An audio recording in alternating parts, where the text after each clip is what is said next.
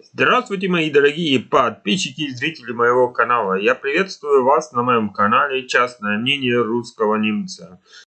Сегодня поговорим о Владе. Он выпустил опять новое видео под названием «В России тружусь для души». Ну а в первых минутах этого ролика я хочу вас попросить подписаться на меня, если это возможно. Если это невозможно, значит вы уже на меня подписаны. Ну, конечно, написать комментарий, поставить лайк, поделиться этим видео, ну и, конечно, нажать на колокольчик. Давайте-ка разберемся с названием «Тружусь для души». Трудиться для души у меня обозначает, что я занимаюсь моим любимым хобби. Знаете, Влад нашел в одном журнале кормушку для птиц. Ему эта кормушка не понравилась, потому что она очень дорогая была, по его словам. Она около 30 евро стоила. Я даже genau могу сказать, она стоила 3279 рублей. И если перевести по вчерашнему курсу, было где-то 33,76 евро. И вы знаете, я так посмотрел на эту кормушку. 33 евро и 76 центов за такую большую кормушку можно было бы отдать. Но он сказал, она для него дорогая, и он ее соберет сам из своих остатков, что у него там лежат. В конце он потом рассказал, что ему эта кормушка бесплатно досталась, потому что он все сам сделал. Знаете, я так думаю, что это точно как в Германии. Например, в Германии, если ты приходишь и берешь большой кусок жести и говоришь, вот разрежьте мне на части эту жесть, кусочки остаются какие-нибудь от этой жести, то за эти кусочки, если ты их собираешь, то тебе тоже надо заплатить. Мне кажется, в России точно так же. Напишите в комментариях, пожалуйста, об это так или не так, потому что так как Влад выразился, он эту кормушку полностью бесплатно получил, потому что эта жесть у него лежала.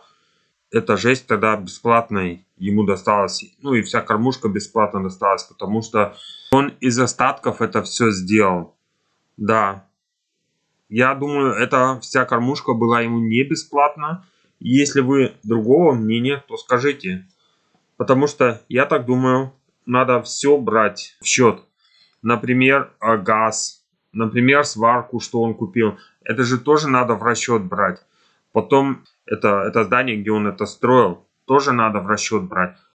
Что я хочу этим сказать? Я хочу этим сказать, что Влад в экономике ничего не понимает. Он может быть хороший сварщик, но в экономике он ничего не понимает. Поэтому ему надо бы кого-нибудь, который ему еще и расчеты вел. Знаете, Генри Форд. У него точно так же было. Он был хороший инженер. Он хорошо эти машины выдумал. Он все хорошо выдумал. Но на ноги помог ему стать хороший бухгалтер. Это немножко истории от Генри Форд. Ну и потом он сидит и говорит, наверное, скоро будут все люди выращивать себе что-нибудь в огороде. Вспомнят про дачи, вспомнят про все, потому что очень все дорого стало. Но я одно скажу Владу. Влад, никто не будет себе огороды делать, никто не будет себе что-то выращивать, пока у него есть возможность какие-нибудь деньги заработать и этими деньгами это заплатить. Потому что этот труд, он неблагодарный. Люди себе начнут только тогда что-то выращивать, если ты это купить не сможешь. А если ты это всегда купить сможешь, хоть за какие деньги, люди себе просто, может быть, в урлоп не поедут, в отпуск не поедут, или еще что-нибудь где-нибудь будут экономить. А только не будут экономить на том, что они себе будут картошку выращивать или еще что-то будут выращивать. Этого не будут люди делать. Да и не всем это возможно.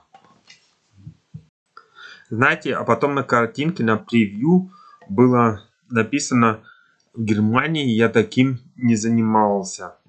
Да, правильно. В Германии таким люди не занимаются. Потому что в этих годах, как Влад, люди ездят в отпуска, отдыхают. У них уже выработанная пенсия.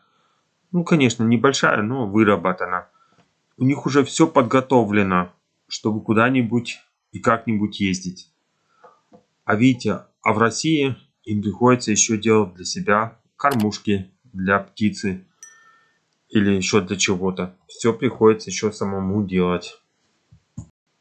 И в Германии в этом возрасте, как Влад, уже учат молодежь, как делать вещи, как строить, как варить, куда сваривать.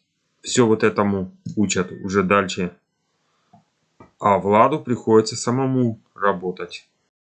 Знаешь, Влад, в Германии, например, многие не захотели бы таким заниматься, как ты там занимаешься. Курей выращивать или еще что-то. Влад, в твоем возрасте. Потому что это уже, ну, так себе дело. Это уже только, знаешь, для хобби. Знаете, когда Влад разговаривал со своим индюком и говорит, мол, ты считаешь себя пупом земли. Я так подумал про себя. А кем считает себя Влад, если он помогает всем этим перебежчикам? Ну и там деньги собирает для этих перебежчиков. И все вот это делает. Он себя тоже пупом земли считает. Знаете, у Влада такая скучная жизнь стала в России. И почему она такая скучная стала? Потому что он сейчас выходит, только с индюком разговаривает. Или с гусями разговаривает. Ну или делает что-то в огороде. Ну совсем скучно. Наверное, в Германию ему, наверное, намного легче было бы. В Германии он был уверен в завтрашнем дне. И был, мне кажется, даже счастливым. Потому что он знал, что дети пойдут учиться, что для детей все будет сделано. А тут, кто его знает, что дети будут делать, особенно сын, когда ему 18 лет исполнится. Как я знаю, в Германии он работал сварщиком. В Германии у него была официальная работа, и он знал официально, что в конце месяца, числа 30-го, придет зарплата на его конту, и что у него будут деньги.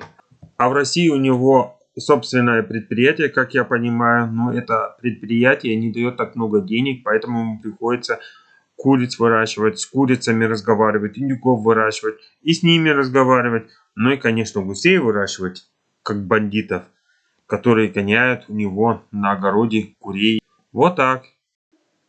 Одним словом, я только скажу, что он больше не уверен в завтрашнем дне и что завтра будет. Вот это я могу точно сказать. Но это, конечно, только мое мнение. А если у вас другое мнение, напишите в комментариях. Вы знаете, я читал комментарии Влада. И многие комментарии похожи друг на дружку. Там был, например, комментарий, как хорошо вы все это сделали. И вы знаете, этот комментарий я там насчитал, наверное, раз 10. И под различными никами было написано. Ну неужели все люди думают одинаково? Скажите вы, как вы думаете, неужели это действительно так? Ну а сейчас я с вами попрощаюсь, скажу до свидания. Попрошу вас, если это возможно, подписаться, написать комментарий, поставить лайк. Ну и, конечно, поделиться этим видео. Ну и на колокольчик нажать.